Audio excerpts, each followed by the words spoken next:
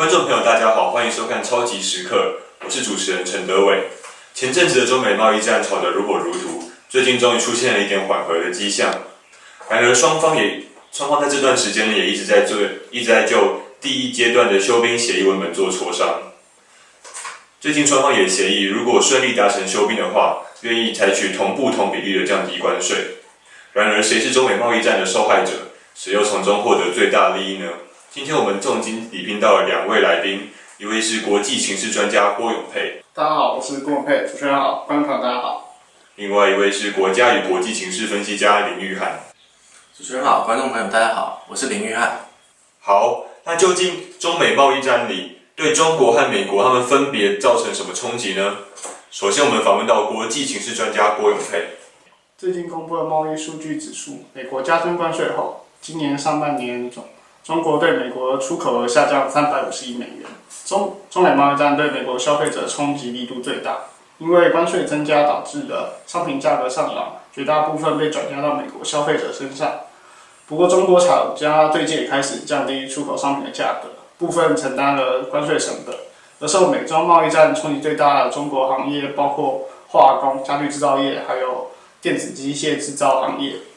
所以你的意思是说，这次中美贸易战关税增加的受害者，主要都移嫁到了美国的消费者、中国的化工、家具制造业，还有电子制造行业吗？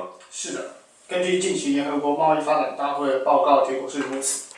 那谈到中美贸易战的受益者，请问约翰，你觉得中美贸易战的受益者是谁呢？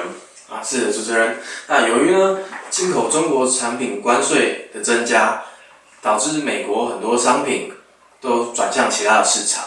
在中国减少出口的350亿当中，其中60%约210亿美元转到了其他的国家与地区，那其中有42亿美元转到了台湾。就今年上半年度来说，台湾向美国出口了更多的办公室机器与电子通讯设备。那其他像在中美贸易战得利的国家包含了墨西哥、欧盟、越南、韩国、加拿大及印度。但是需要注意的是，就是中美贸易战还是两败俱伤的。它不仅严重损害中美双方，而且对国际经济的稳定也有很大的影响。那从今年度中国经济成长就可以看出他们到底有差多少。那也知道中美贸易战对中国的影响真的不少。好，谢谢玉汉为我们的分析。就像是玉汉说的，中美贸易战对于全球的经济稳定的确是弊大于利。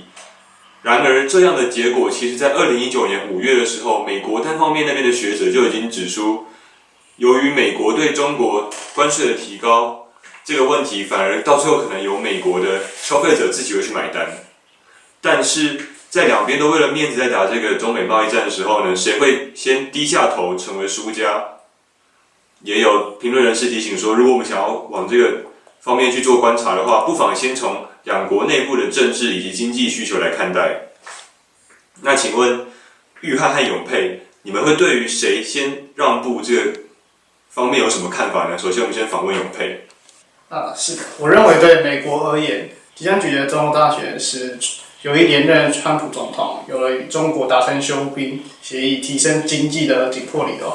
在上海开幕进口博览会期间，中国最高领导人习近平的讲话，虽然对美中之间的贸易战只字未提，但对于他的他有另外一个看法，就是提出了3点倡议，每一点都对美国有暗示作用。他讲到了3个合作，第一个是开放合作，第2点是开放创新，第3个是开放共享的世界经济，呼吁平等相待，不要搞知识封锁。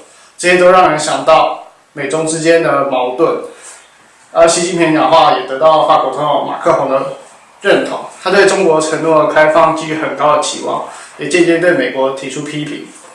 马克宏说道，全球化中各国都面临到发展不平衡的问题，诉诸单边主义、保护主义，或者是使用关税武器和丛林法则，都解决不了当前世界面临的问题。这不是法国的选择，也不是欧洲的选择。由此来看，在贸易问题上，中国至少争取到了法国的支持。好，谢谢永佩。那玉汉，你认为呢？是的，主持人。那其实呢，中共是按照生产法来核算 GDP 的，也就是由各级政府核算、收集本地3类产业的增值数据，层层上报再汇总。但2018年爆出的内蒙古与天津各省的虚假 GDP 事件，坐实了多年来外界对中共 GDP 造假的怀疑。事实上，近年来中共各地政府上报的 GDP 数值，汇总相加后，远远超出了最后上报的 GDP。这事实也早就被证实了。中共发布的 GDP 完全无法相信，只是中共在玩数字游戏而已。那身为世界经济龙头的美国，经济是否会被中美贸易战拖累，也是大家非常关心的事情。10月底，美国发布第三季 GDP 初步数据 ，1.9% 的 GDP 增速低过第二季的2.0%，一度令外界忧心美国经济的放缓。不过1月27号时，美国商务部修订第三季度 GDP 数据，将初步核算的 GDP 数值 1.9% 修正为 2.1%。美国股市和美元指数当天都大涨，这显示市场对美国经济信心大增。同样是修订 GDP， 中共和美国政府收获反应却截然不同。这其实反映了两者国际社会中的认可。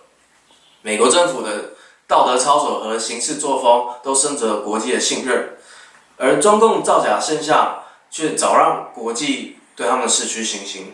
好，非常感谢永佩和约翰为我们带来的分析。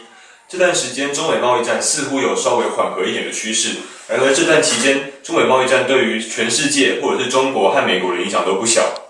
后续他们的发展就静待两国的政策啦。然而中美贸易战对于企业以及消费者都增加了不少的忧心，因为他们有可能都在未来这段期间都用更高的价格去负担他们所想要购买的产品。出现价格升级的情况，对各方面来说都很糟。这是伦敦牛津经济研究院全球宏观研究主管加布里埃尔·斯特恩说的。对于贸易流动的巨大负面影响，也将不利于未来几年全球经济的增长。这对于全世界的每个人来说，都是一个坏消息。也根据伦敦经济研究院预测，如果中美两国都把各自的关税威胁实现的话，中国将减少经济总产值 0.8%， 而美国也将减少 0.3%。虽然这些数字从宏观的角度上来看都不是太大，但对于这些依赖这两大国的那些贸易小国来看，都是一个非常大的影响。比如说新加坡、马来西亚、日本、墨西哥，还有台湾。尤其现在欧洲经济好不容易复苏，中美贸易战又给人们带来了多余的忧虑。好，那今天也谢谢玉翰和永佩为我们带来的分析。未来中国和美国在中美贸易战又有什么新的作为的话，我们也将随时为各位追踪，也带来最精辟的分析。我是陈德伟，我们下次再见。